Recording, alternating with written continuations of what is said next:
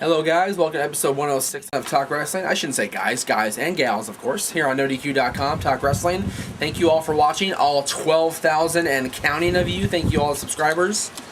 Good job, reached our goal. Let's set a new goal right now, Aaron. June 1st, 13,000 subscribers. There it is, right there. June 1st? Wow. June 1st, 13,000 subscribers. God, it's been a long morning already. I just barely started. Alright, anyway.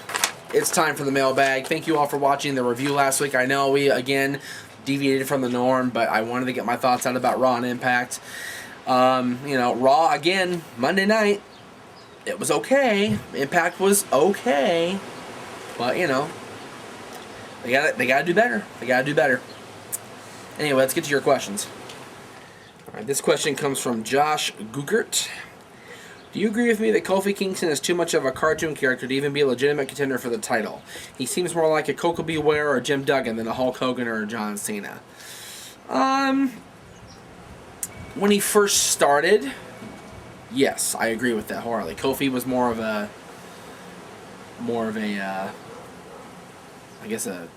funny guy, with the accent and everything like that. But since he's dropped the accent, since he's, been U.S. champion, Intercontinental champion in the past, and tag team champion in the past, he's really elevated his game. I mentioned him interfering in the main event, back on the 8th against Cena, against Batista, when Cena was getting attacked in that gauntlet match, and, putting himself in that spot and pissing Batista off, and we saw what happened Monday. Kofi deserves to be there. Kofi is a great athlete. He's a tremendous competitor, and he has the tools, and I think he can be taken seriously enough at this point in his career now to be a viable contender. I don't think he's going to be the WWE champion soon, but I think he can be a U.S. champion again or a tag team champion again. But for the WWE championship, I kind of agree with you, Josh, to a certain extent. But not because of his cartoonish character, because of he's not in that spot yet, if that makes any sense. This is from Austin Chafin. I'm sorry about your name, Austin. You gotta let me know how to say it, brother. Just wanted to get your thoughts on who are some of the stiffest working wrestlers in wrestling, past and present. I would have to say Vader could be the stiffest of them all, but who do you think? Well, Vader's definitely up there. I mean, you talked to Mick Foley about the stiffness of Vader. Talked to Ric Flair about the stiffness of Vader. Definitely up there. Vader's one of the stiffer guys. In more recent years, Bob Holly, Hardcore Holly, is a stiff guy. Bradshaw. But Bradshaw also knew how to work to a point. I mean, I never was a fan of Bradshaw's in-ring work, but he wouldn't always stiff the guy. Bob Holly was pretty much a stiffer. He would always be stiffing guys, from what I was told. I've never wrestled, so I don't know for sure. Those three stand out in my mind the most. Vader, Hardcore Holly, and Bradshaw, as far as the stiffer guys of the last 20 years. It's from Andrew Zicker. It's a long one, I apologize. As I'm sure you remember, a few weeks before the whole Chris Benoit tragedy occurred, Vince McMahon staged his own death on Raw. In the following weeks, they had a CSI-like storyline in which the whole roster was being interrogated.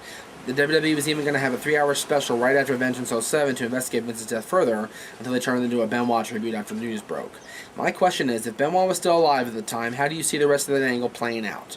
Do you think Vince actually was going to permanently write off his character, or come back months later like he did? How long do you think the fans would buy into this? Personally, I thought the angle was ridiculous and didn't buy it for a second. I think that Vince could have come back like he did, but it looked like he actually was going to write off his character for good, and perhaps an actual death of one of his workers made him realize not to joke about something like that. Thanks, love the show, and keep it up. From what I remember, and you gotta remember this was 2.5 years ago now, so my memory's a little screwy. I think that Vince was going to write off his character permanently. I think he was, kind of played out on playing Mr. McMahon. I think he was kind of sort of done, and he wanted to step away from the cameras and, run the company and just do that. And I think, the whole death thing really hit home after the Benoit tragedy. And I think that that made Vince reevaluate things. I made Vince realize, well, I can't kill my character, and there's no real other way to get rid of him because everybody knows Mr. McMahon is still around, so I'll bring him back. And the way they brought him back was, oh, I faked my death, and I was trying to test everybody's loyalties and test my family's loyalty. They played it off well the way they brought him back. It was well done, and I think it could have played out a lot better. I think it would have worked a lot better, of course, had Benoit not done what he did and not passed away. But hindsight is 2020. It's hard to say what would have happened in the long run. I would have liked to seen how it played out, but I honestly think that Vince would have been off TV a lot longer had he remained dead than he ended up being, only gone for like 2 months or whatever it was. This one is from Josh O'Neill. After winning the Rumble, you were supposed to headline WrestleMania. Edge won, so therefore he headlines, correct? Why is it that WWE took this away and gave Cena and Batista the main event? I get that Cena is the Hogan of this era, but why break tradition? The last Cena and Batista match was horrible. I mean, awful. Do you think that Edge should get the main event or Cena? Okay. Well, while it is true that the Royal Rumble winner does get a WrestleMania main event title match, you have to keep in mind that pretty much since, it goes back a long way, but traditionally, 93 he did, 94 they did, 95 he did, 96 he did, 97 no, 97 ended up being Sid versus The Undertaker, even though it's still going in the Royal Rumble. 98 he did, 99 no, because Vince won the Rumble. 2000 The Rock won the Rumble, but then it ended up being the Fatal 4-Way at WrestleMania. 2000, Austin did. 2002, Triple H did. 2003, Brock won the Rumble. Brock won the Rumble and went on to face Kurt Angle in the main event. 2004, Benoit won and was in the main event. 2005, Batista was in the last match.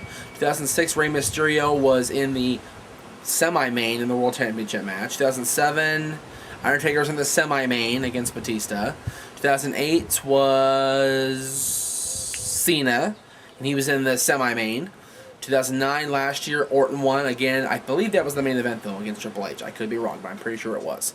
So, they go back and forth as far as main event, the actual last match main event being the Rumble winner. Yes, Edge did win the Royal Rumble. Yes, he deserves a main event spot. But you also have to keep in mind, WrestleMania, WWE considers both title matches as main events. So Edge and Jericho is a main event for SmackDown. Cena Batista is a main event for Raw.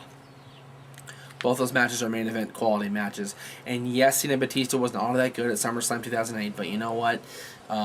It was better than most people expected it to be, in my opinion. I thought it was pretty good considering who was in there. And I think they'll do very well this time around, especially with the main event spotlight on and with the WWE Championship on the line at WrestleMania. They'll do very well. I think they will. This is from Mike Schumann. Out of all the wrestling matches you've seen, which one is your absolute favorite? I have to say that mine is from Starrcade 97, Sting vs. Hollywood Hogan for the WCW Heavyweight Championship of the world. My all-time favorite match, and for people that have watched indie DVDs or seen indie matches, you know what I'm talking about. It was an hour-long draw. It was the PWG champion, AJ Styles, versus TNA X Division champion Christopher Daniels at Jason Takes PWG at Pro Wrestling Guerrilla in, I believe it was May of 2005. And that match for me was just the greatest back and forth match I ever saw. And it turned out so well. The draw didn't bother me because those guys put their heart and soul into that match, and it was just so well done.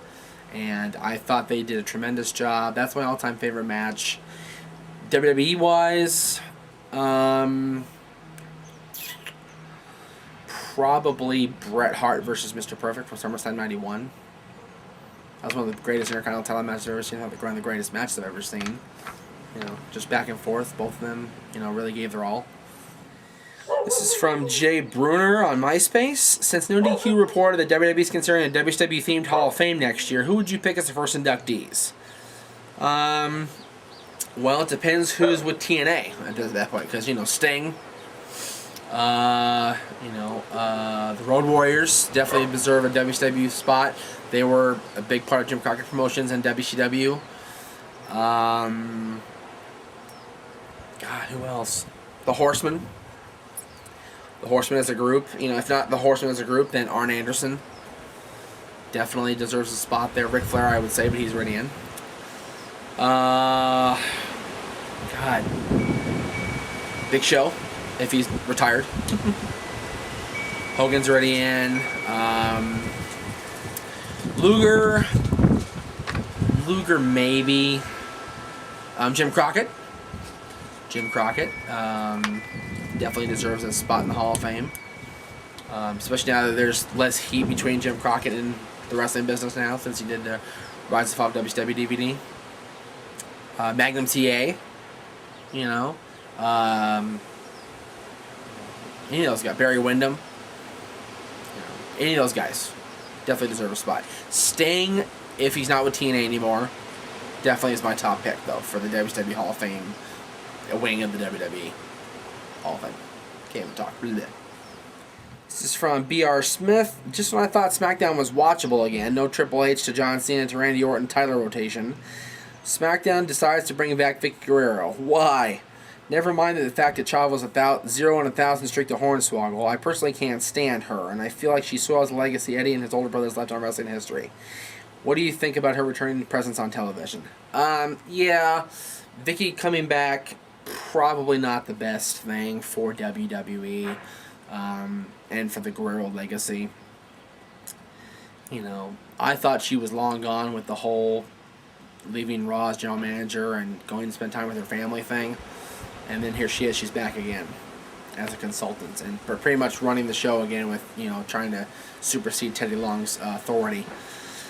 I don't like her being back. Vickie Guerrero, from what I understand, is a very sweet person and she's a very nice lady and all that, but she's a horrible character. Her character just drains me. Her character just bores into my skull. She's awful. She has the X-Pac heat that everybody talks about that Shawn had back in the day.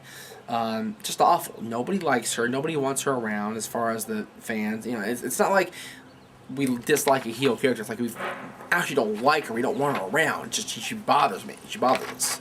She really bothers me personally. I don't want her around, and I think it's a mistake for them to bring her back. This one comes from Luke. Do you think that we'll see the NXT stars have anything to do with WrestleMania? Well, I mentioned on the last show I'd like to see Daniel Bryan challenge The Miz at WrestleMania for the United States Championship, but then I remembered in the course of the last few days that The Miz already has a match at WrestleMania for the Unified Tag titles, so maybe that's not the fairest thing to do. Although, if The Miz is as awesome as he says he is, he can wrestle 2 matches, am I right? Other than that, I don't see the rookies, the NXT rookies, getting involved with WrestleMania. It's just not feasible at this point. They just barely started out last month. I don't see it working. It's not feasible for that to work. I don't think it's going to happen. The only person that will work is Daniel Bryan, and who would he face but The Miz? And The Miz already has a match. This is from Cody McKinney. Who do you think will be the first referee inducted in the WWE Hall of Fame? Well, depending on where his contract stands with TNA, it's hard to argue against Earl Hebner. Or Dave Hebner, for that matter. Both those guys are the, when you think of WWE referees, you think of the Hebners. So for those guys not to be in the Hall of Fame first, referee-wise, is a crime. Nick Patrick also belongs up there. Charles Robinson also belongs up there. Randy Anderson from WCW.